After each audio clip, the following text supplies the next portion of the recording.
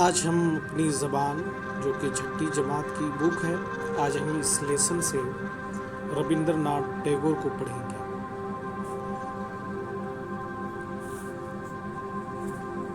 रविंद्रनाथ टैगोर रविंद्र बाबू 7 मई 1861 को कोलकाता में पैदा हुए। आपके वालिद बुजुर्गवार महर्षि देवेंद्रनाथ टैगोर के 14वें और सबसे छोटे बेटे थे। घर वाले मोहब्बत से उन्हें रॉबी कहते थे। आपके वालिद महर्षि एक सूफी मंश बुजुर्ग थे। उनकी सारी जिंदगी ईश्वर भक्ति और गरीबों की मदद करने में गुजरी। अपने ज़माने के मशहूर आलिम थे। बंगाली, संस्कृत और हिंदी के साथ साथ उर्दू और फारसी ज़बानें भी अच्छी खासी जानते थे। सच्चे देशभक्त थे और शबो रोज़ कौम व मुल्क की बहबूदी की फिक्र में लगे रहते थे। टैगोर के ख़ानदान में बच्चों की तालीम और तरबियत उसी मखसूस ढंग से दी जाती थी जिस पर सदियों हिंदुस्तान की तहजीब व तमद्दुन को फ़ख्र रहा है। सुबह सवेरे उठना, मुंह हाथ धोकर दर्शन के लिए अखाड़े पर पहुंच जाना, अखाड़े से निकलते ही स्कूल चले जाना। तमाम स्कूल में गुजार कर सहपहर को जब ये बच्चे वापस आते तो घर पर पढ़ाने वालों का सिलसिला शुरू हो जाता और रात 9 बजे उन्हें कैदियों की तरह सोने पर मजबूर कर दिया जाता। टैगोर बंगाल के मुमताज़ तरीन अमीर ख़ानदान से ताल्लुक़ रखते थे, मगर उस ख़ानदान में अपने बच्चों की तरबियत का ढंग भी बस नमूने का था। बच्चों के लिए ना तो कीमती कपड़ों का अहतमाम था, ना अच्छे मुरगन खानों का, ना ऐशो आराम का वो तमाम सामान फराहम किया गया था जिसने आज नस्लों को बर्बाद कर दिया है। खुद टैगोर मामूली कमीज और पायजामा पहनते थे। आमतौर पर स्लीपरों का एक जोड़ा मिला करता था। घर पर ज़्यादातर नंगे पांव रहते थे।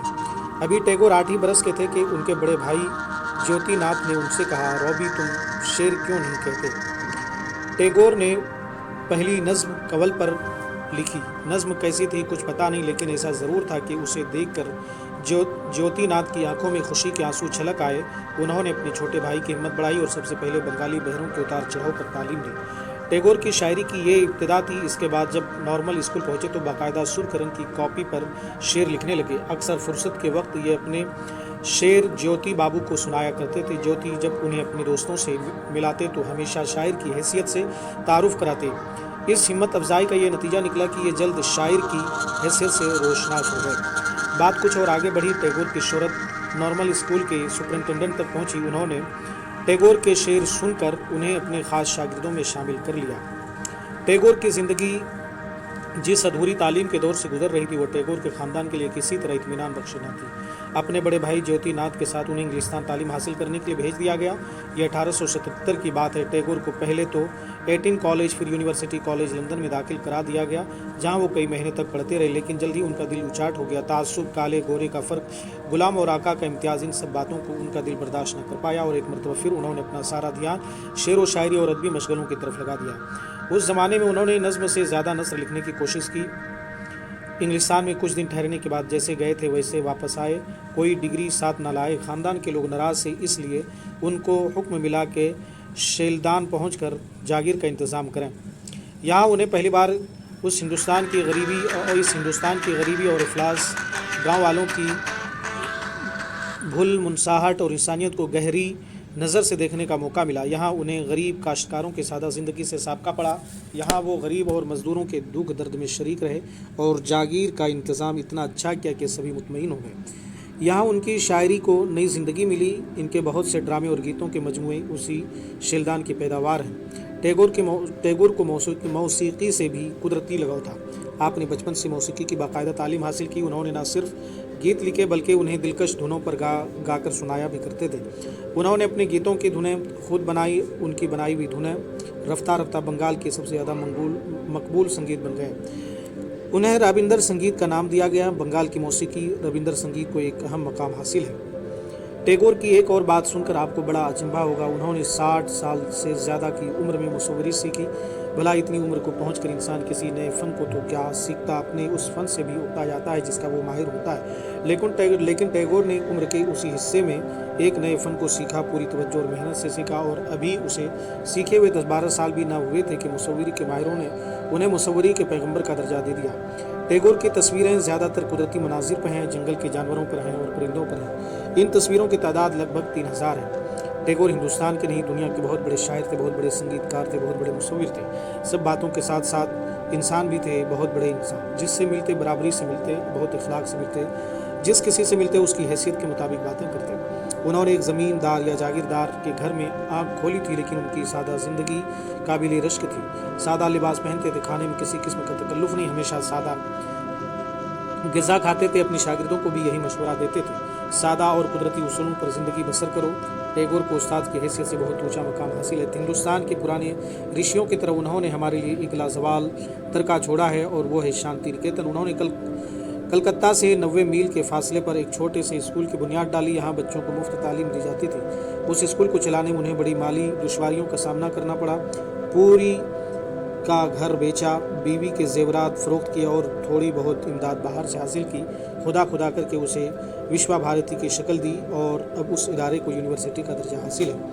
लाफानी शहकार गीतांजलि का खालिक और कौमी तराना का जन्मदाता 7 अगस्त 1941 को इदारे फ़ानी से कूच कर गए। अर्थी के साथ कई मील लंबा जुलूस था। उस जुलूस में हिंदू भी थे, मुसलमान भी थे, ईसाई भी थे और सिख भी थे। दूसरे मुल्कों के वो लोग भी थे जो कोलकाता में रहते थे, और ये सब शायर आजम के आखिरी दर्शन के लिए बेताब थे, बेकरार थे। ये मौलवी अब्दुल हक का मजमून है। अब माने याद कीजिए, इसमें कुछ माने हैं। महाऋषि, बड़े मर्तबे वाला इंसान, सूफी वंश, सूफी जैसा, ईश्वर भक्ति, खुदा की इबादत, अखाड़ा, साधुओं के रहने की जगह, कुश्ती लड़ने की जगह, बहबूदी, भलाई, शब रोज़, रात और दिन, सदियों सैकड़ों साल, तहजीब, कल्चर, बाउसूल ज़िंदगी गुजारने का तरीका, तमद्दुन, शहरी ज़िंदगी, सपहर, तीसरा पहर, मुमताज़ तरीन, सबसे काबिल ताज़ीम, मुरगन खाने, घी चिकनाई वाले खाने फराहम करना, मुहैया करना, तारुफ, जाना पहचाना, इत्मीनान बख्श, इत्मीनान के काबिल, तासुब, तरफदारी, जानिबदारी, आका, मालिक, अदबी, मशगला, अदबी का, भल, मनसाहट, शराफत, नेकी, काश्तकार, किसान, खेती करने वाला, जागीर, वो ज़मीन जो सरकार से हासिल हो, वो बहुत बड़ी जायदाद जो बाप दादा ने छोड़ी हो, अचंभा, ताज्जुब, मकबूल, पसंदीदा, रश्क, किसी की अच्छाई को देखकर उस जैसा बनने की ख्वाहिश या उस जैसे जलन महसूस करना, तकल्लुफ, बनावट, झिझक, लाजवाल, जिसमें कभी गिरावट या कमी ना आए, लाफानी, हमेशा बाकी रहने वाला, शहकार, सबसे बड़ा कारनामा, इम्तियाज़, फ़र्क, मुनफरिद पहचान, दर्शन, दीदार, एजाज़, इज़्ज़त, रुतबा, मर्तबा, मुसव्विर, तस्वीर बनाने वाला। अब यहाँ सोचिए और बताइए, कुछ क्वेश्चन है तो उसके जवाब लिखने के। रविंद्रनाथ टैगोर कहाँ पैदा हुए, तो इस सबक के अंदर में सारा जवाब भी आपको जो है कि मिल जाएगा। रविंद्र बाबू को घर वाले किस नाम से पुकारते थे? टैगोर ख़ानदान में तालीम और तरबियत का क्या तरीका था? टैगोर ने शायरी किसके कहने से शुरू की? इंग्लिस्तान तालीम हासिल करने के लिए टैगोर को क्यों भेजा गया? टैगोर तालीम छोड़कर वतन वापस क्यों आ गए? मौसीकी से टैगोर की दिलचस्पी किस तरह जाहिर होती है? शेलदान जाकर टैगोर को क्या देखने का मौका मिला?